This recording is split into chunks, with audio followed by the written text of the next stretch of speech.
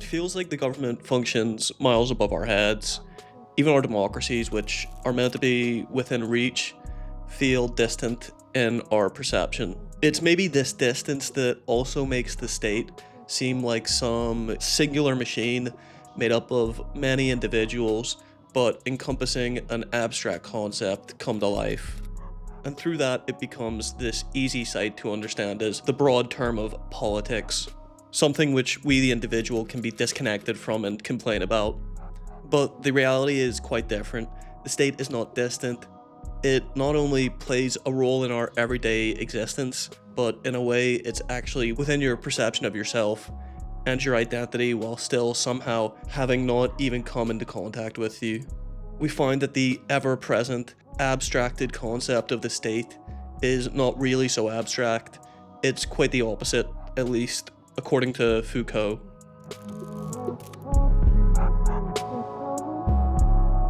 Michel Foucault was very concerned with tracking the development of certain concepts, representing some kind of consistent truth in our lives, even though, in Foucault's opinion, they're not universal truths, merely products of their history. He does this with the idea of the state through some lectures he gives in the 70s and looks at how there is some lack of truth in our perceptions of that concept. Instead, he looks at what we call the state and highlights the distinction between the government and the state, two terms which are often conflated.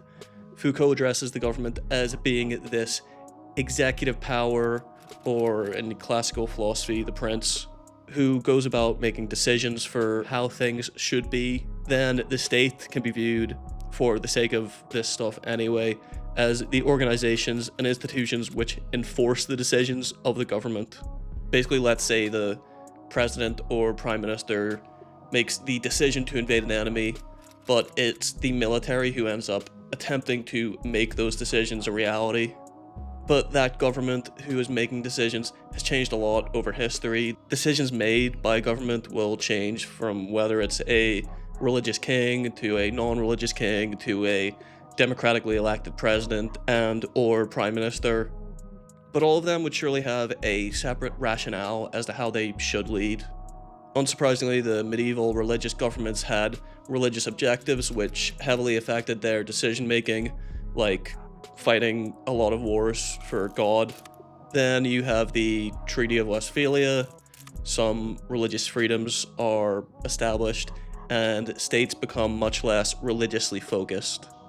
With the side effect of this being that these states now had no actual external objective except for their own continued existence.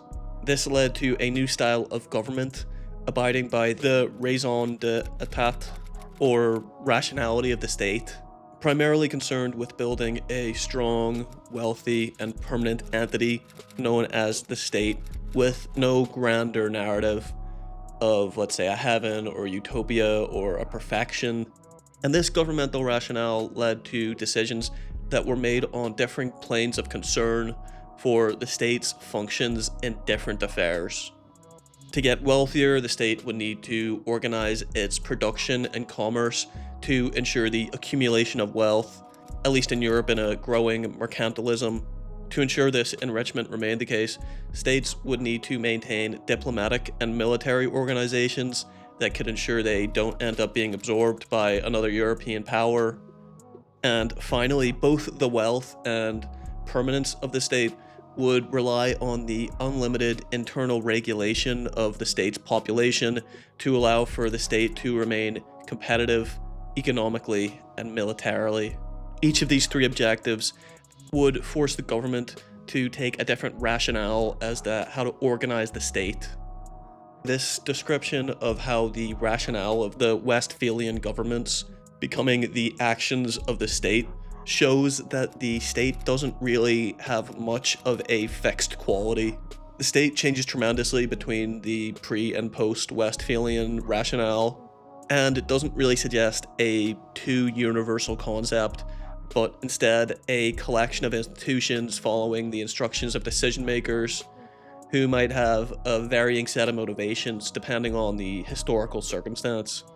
To put it simply, the state wasn't a robot, but a set of practices decided by a government at the time. Those practices varied widely, with the Westphalian governments not really, let's say, having much of a concern for the Department of Transportation, despite that being viewed as a vital part of the state nowadays.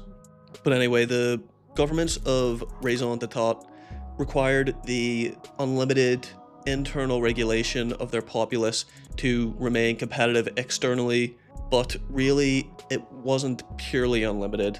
States had legal systems internally which established natural rights to be protected for the effective functioning of the social contract, which the populace theoretically signed with the government. Effectively, the social contract relied on some level of actual benefit for the average person to be worth legitimizing the government at the time, even if that benefit was simply not dying in another holy war. But this would shift as the influence of the mercantilist rationale grew through a continuing enrichment. The government believed that the state needed to be less involved in those economic matters for there to be fewer obstacles in the way of generating wealth. This rationale would affect the internal political rationale of the government, who started to question why they don't treat power the same way they treat economics. Why would the state act in a certain circumstance when it could just not act at all? This was effectively a political economics.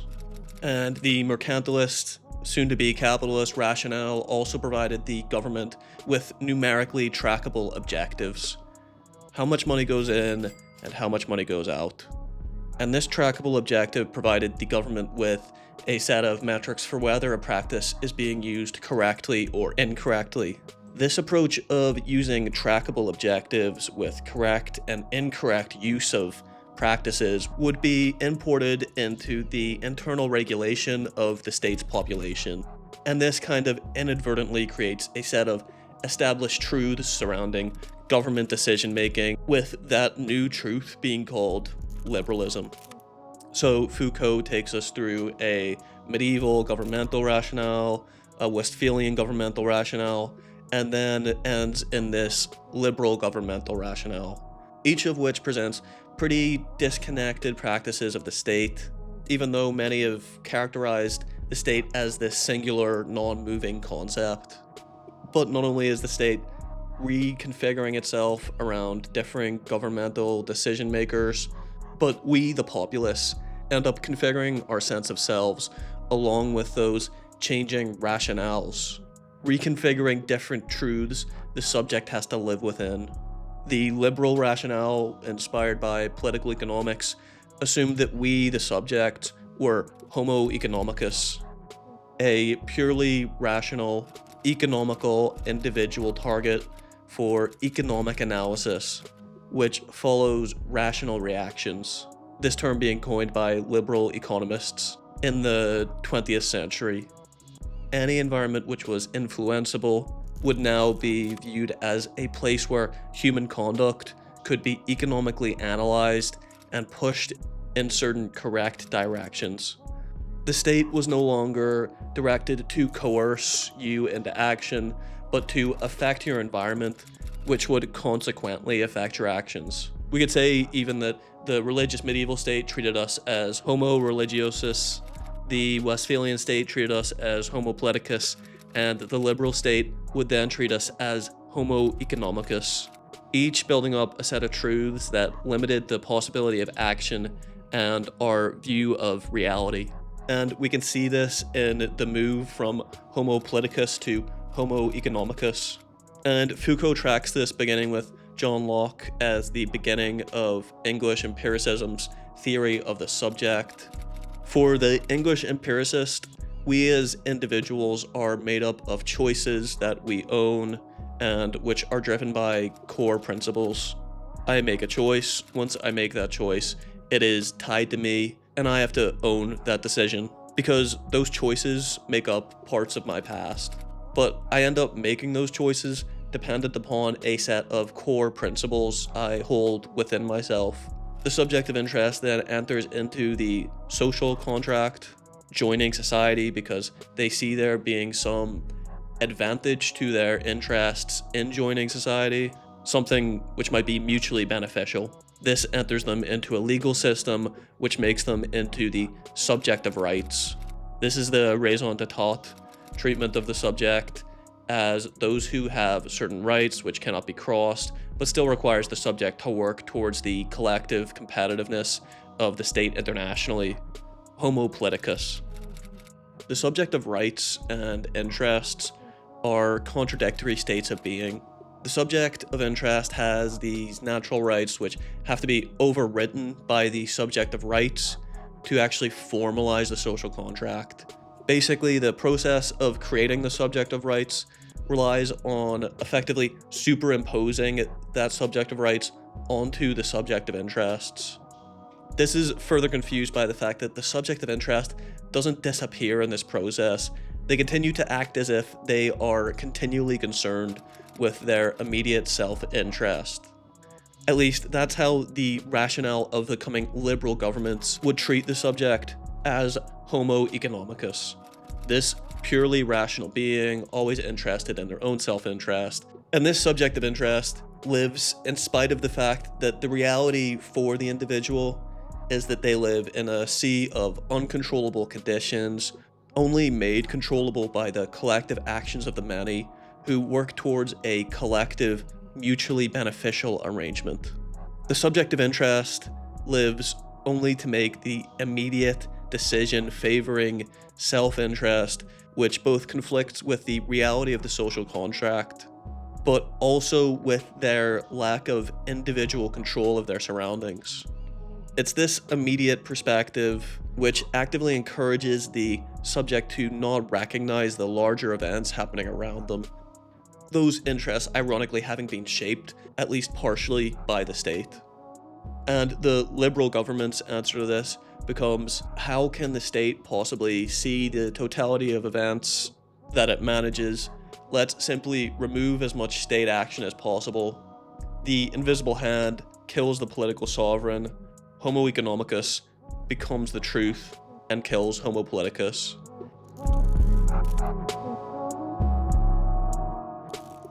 It's here where we ask ourselves a question about what Foucault might be suggesting, because he explicitly states at the end of his lecture here that he believes this may be a problem with any system that treats the subject like Homo economicus, possibly even including socialism. It may be that there was some underlying argument from Foucault that the thing we need to progress here was not necessarily from one economic system to another, but a progression of our treatment of the subject on the whole, requiring a movement beyond Homo economicus, either towards something new, or maybe even the need to treat the subject simply like a Homo sapien.